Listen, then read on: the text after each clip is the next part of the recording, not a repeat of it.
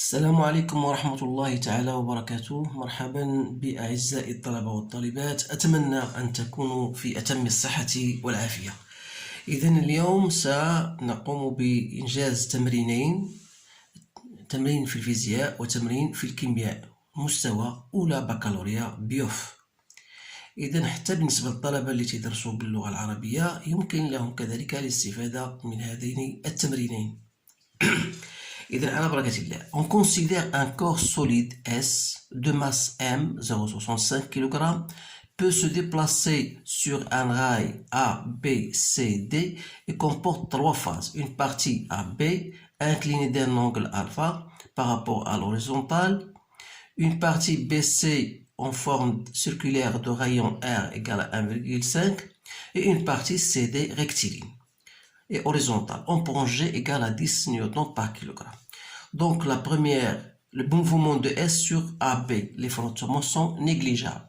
Alors là, on vous demande certaines questions. إذا هنا الاحتكاك مهمل في AB، وغادي كذلك غنشوفوا حتى في بي سي غادي يكون عندنا احتكاك فقط في المجال سي دي. إذا هنا السؤال الأول هو le solide S part d'abord d'un point A sans vitesse initiale. Et qui dit sans vitesse initiale, ça veut dire que la vitesse en A égale à 0. Et arrive au point P avec une vitesse B égale à 4,3. Donc la première question, calculer l'énergie cinétique en A, l'énergie cinétique en B et induire la variation de l'énergie cinétique entre A et B. Donc on va répondre question par question. Donc l'énergie cinétique en A, toujours du solide S, c'est quoi? C'est 1 demi M VA au carré. Et comme la vitesse en A égale à 0, donc ça sera égal à 0. L'énergie cinétique du solide en B, c'est 1 demi M VB au carré. Donc il suffit de faire un calcul. Donc c'est 1 demi 0,65 kg que je multiplie par 4,3 au carré, ça me donne 6 joules. Voilà.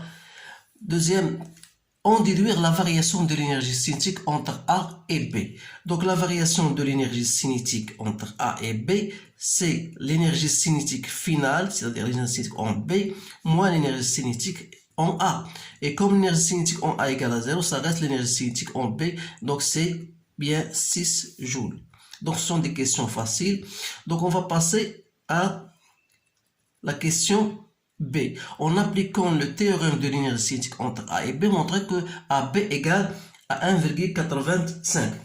Donc la variation, bien sûr, vous devez à savoir l'énoncé de la variation de l'énergie cinétique qui vous dit que la variation de l'énergie cinétique d'un solide entre deux points ou bien entre deux instants est égale à la somme algébrique des travaux des forces s'appliquant sur ce solide A entre ces deux instants. Donc il faut l'apprendre par cœur parce que parfois on vous donne donner l'énoncé de théorème de l'énergie cinétique. Donc la variation de l'énergie cinétique entre A et B, c'est le travail de toutes les forces qui s'appliquent. Donc puisqu'il y a entre A et B, on a négligé la force de frottement, donc il reste seulement le travail du poids P le long A vers B. Donc, en général, le travail du poids, c'est mg z A moins z B. Donc, comme zb égale, donc z A moins z B, c'est quoi? C'est l'altitude h. Donc, c'est voilà cette altitude h qu'on peut calculer en utilisant sinus de alpha. Donc, sinus de alpha est égal à h sur AB. Donc, on va écrire mg fois h. Et ton mgh, c'est quoi? C'est AB sinus de alpha. Donc voilà, de cette relation, on peut tirer donc AB. C'est quoi? Donc c'est la variation de l'énergie cinétique de A vers B que je divise par mg sinus de alpha. Donc c'est 6 sur 0,65 que je multiplie par 10 multiplié par sinus de 30, c'est 0,5. Donc je trouve bien 1,85 mètres. Donc sans aucun problème. Je passe maintenant à la deuxième question. Donc la deuxième question, on veut dire que le mouvement de S sur BC cette fois-ci se fait toujours sans frottement. Et on vous demande bien sûr, voilà, le solide S, son frottement, le solide S aborde la piste BC et arrive au point C avec une vitesse VC. Toujours en appliquant le théorème de l'énergie cinétique entre B et C, trouver l'énergie cinétique au point C. Donc, la variation de l'énergie cinétique de B vers C, c'est 1 demi MVC au carré, pardon, moins 1 demi MVB au carré. C'est-à-dire, c'est le travail du poids, toujours en B vers C. Le travail du poids, c'est mg fois h. Quelle est cette h? C'est l'attitude entre B et C, c'est-à-dire c'est la distance r. Donc c'est mg r.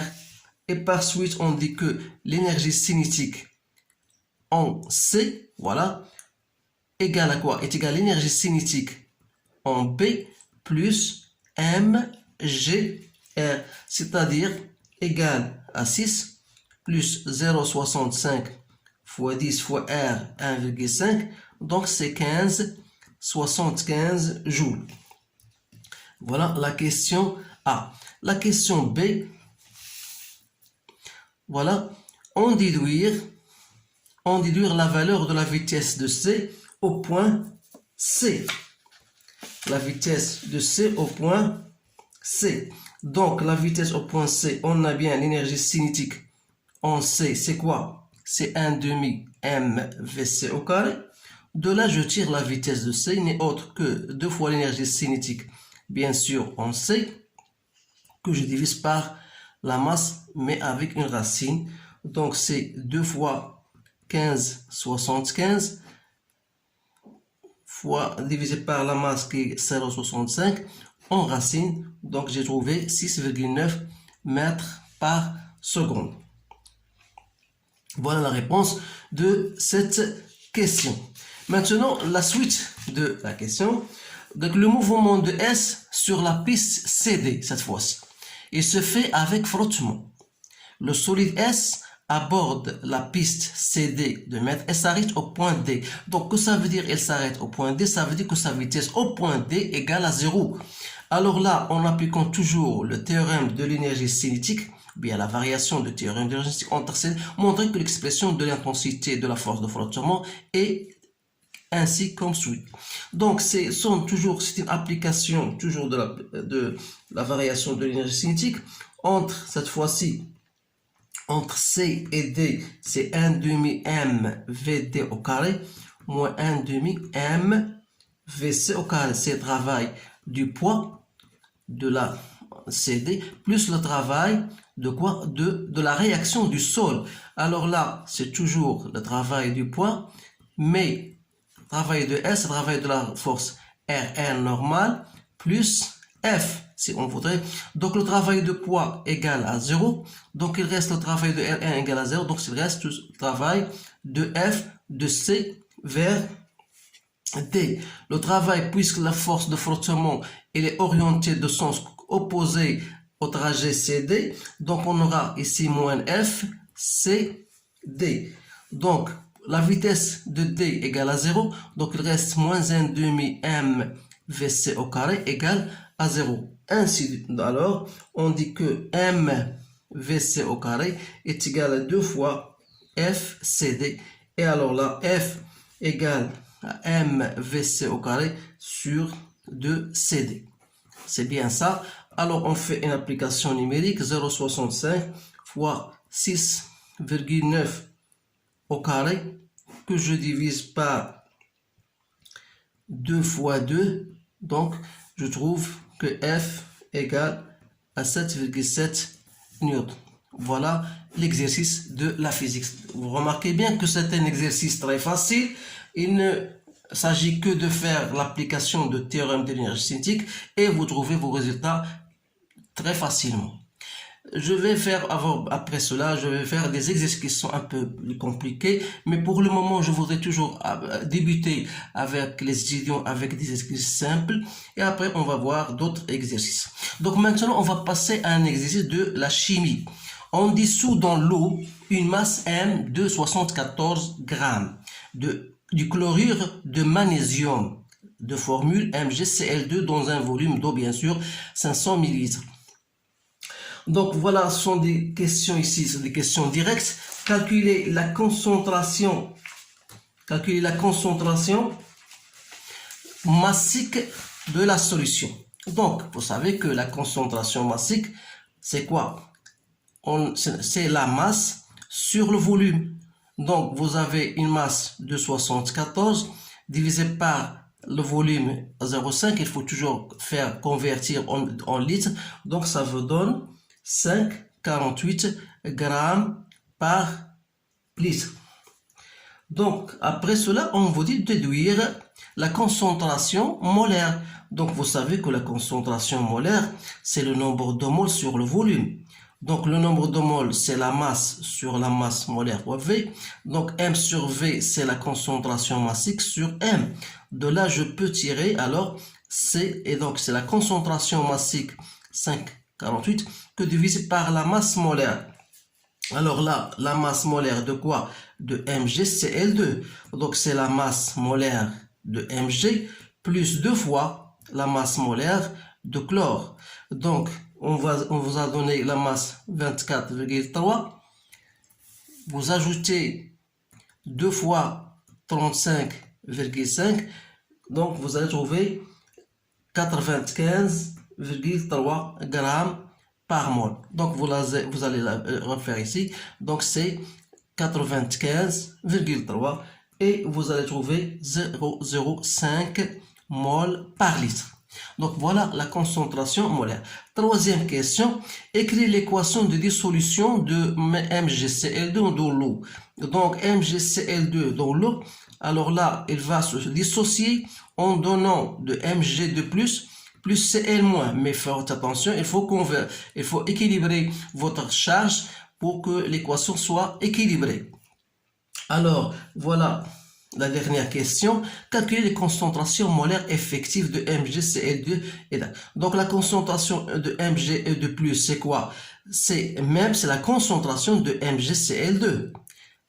Alors que la concentration de Cl- égale à 2 fois la concentration de MgCl2, c'est-à-dire de C.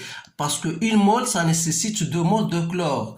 Alors, des ions chlorure. Alors là, il faut faire attention à cela. Donc, C, c'est 0,05 mol par litre. Et là, vous allez trouver 0,1 mol par litre. Donc, voilà la réponse à ce genre de questions. Donc, je pense que j'ai bien terminé les réponses de cet exercice. Donc, vous n'allez que refaire, bien sûr, ces deux exercices pour que vous puissiez maîtriser vos notions en cours. Alors, il ne me reste qu'à vous laisser. Je vous souhaite du bien. Alors, à bientôt. Merci bien. Salam alaikum wa rahmatullahi ta'ala wa barakatuh.